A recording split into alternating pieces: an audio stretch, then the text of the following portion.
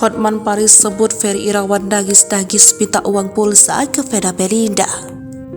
Pengacara Hotman Paris, kuasa hukum Vena Melinda, sebut Ferry Irawan nagis-nagis minta uang pulsa. Hal tersebut diungkapkan Hotman Paris saat ditemui di kawasan Tendian, Jakarta Selatan, Selasa 17 Januari 2023. Kemudian, Hotman Paris menyebut Ferry Irawan memiliki cicilan hutang yang mengharuskan Vena Melinda membayar semuanya. Vena harus bayar cicilan dia kayak Shopee gitu 5 juta sebulan. Aduh, parah banget, ujar Hotman Paris. Tapi yang jelas ada banyak video dia yang Vena kirim ke saya sambil nangis-nangis. Aku baru tahu juga kalau dia keluar rumah.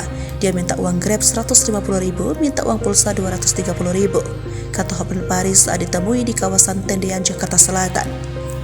Kemudian, Hotman Paris menyebut Ferry Irawan memiliki cicilan hutang yang mengharuskan Vena Melinda membayar